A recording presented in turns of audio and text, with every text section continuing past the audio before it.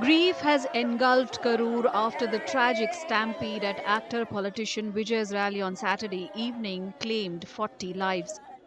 Among the victims was 26-year-old Tamare Kannan from neighboring Dindigul who worked in Karur.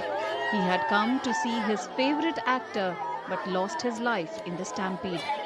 His body was cremated on Sunday, leaving his family and community in mourning.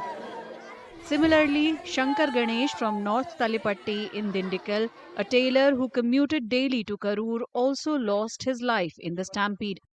His body was brought home for the last rites as family and villagers mourned the loss. His grieving wife said he was their only support and appealed to the government for help. அங்கே போய் ஜிஹெச்சில் admit பண்ணியிருக்கிறாங்கன்னு சொல்லவும் நாங்கள் போனால் என் சாமியவே charge போட்டாங்க. சாமி என் சாமியை சேர்ந்து போயிருச்சு. சாமி எங்கள் சாமி இல்லாமல் இப்போ நாங்கள் யாருமே இல்லை. எங்களுக்கு எங்கள் வீட்டுக்கார் மட்டும்தான். நான் படிச்சிருக்கேன், என்ன 12 வரைக்கும் படிச்சிருக்கிறேன். அதுக்கு தகுந்த எனக்கு ஒரு வேலை பார்த்து போட்டு கொடுத்தா நான் அதை வச்சு என் பிள்ளைகளை நான் கரை சேர்த்துக்குவேன். சாமி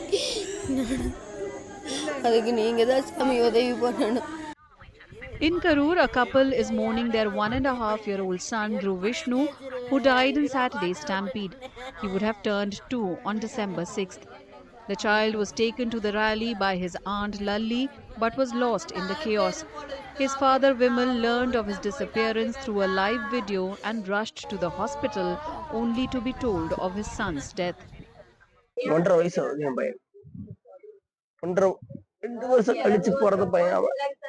நான் சும்மா தள்ளும் போது என் பையனை இன்னொருத்தன் தூக்கிட்டு போறான். இந்த இடத்துல நான் சேவிங் பண்ணிட்டு என் பையனுக்கு இந்த ஒரு இடத்துல கோடு போட்டு விட்டேன். என் பையனுக்கு அந்த கோடு சட்டை பேண்ட் காலில் போட்டிருக்கு கொலுசு. அதை பார்த்துதான் நான் சொன்னேன். நான் சொல்லனா இன்னும் இவங்களுக்கு யாருக்கும் தெரிஞ்சிருக்காரு. இங்கே தேடி இருந்திருப்பாங்க. நான் மட்டும் பார்க்காம நான் போயிருந்தேன்னா இந்த இடத்துல தேடி இருந்திருப்பாங்க. என் பையன் எங்கேயோ யாரோ ஒருத்தர் தூக்கிட்டு போயிட்டான், அதை தூக்கிட்டு போய் எடுத்துட்டு இருப்பான் அப்படின்னு நினைச்சிருப்பான். ஆனா நான் பார்த்தேன், என் பையனை பிறந்திருக்கும் போது நான் தான் தூக்கினேன், சாகும்போது நான் தான் தூக்கினேன். கூட்டல் நெரிசல்ல கொடுத்துட்டேங்க சார். இடம் காலியா தாங்க சார் இருந்துச்சு. பின்னாடி பக்கம் நல்லாதாங்க சார் இருந்துச்சு இடம். அது எப்படி நெரிசல் பண்ணாங்கன்னு தெரியலைங்க சார்.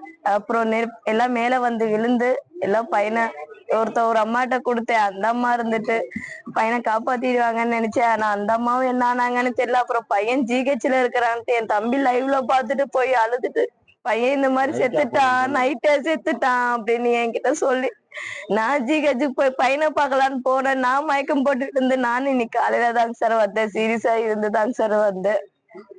என்னாலயே முடியலைங்க சார். நான் அவனை காப்பாத்திடலாம் தாங்க சார் இன்னொருத்தவங்க கிட்ட கொடுத்தேன். இல்லைன்னா நானே அவனை எப்படியாவது காப்பாத்தி இருப்பேன். அதான் நான் தாங்க சார் அவனை கொடுத்துட்டு உட்காந்துட்டு அழுதுட்டு இருக்கிறாங்க sir. On Sunday, Vijay-led Tamizhaga Vetri Kazhagam moved the Madras High Court's Madurai bench seeking a CBI or independent probe into the stampede. Facing criticism from various quarters, Vijay also announced 20 lakh rupees as compensation for each victim's family while expressing deep grief over the tragedy.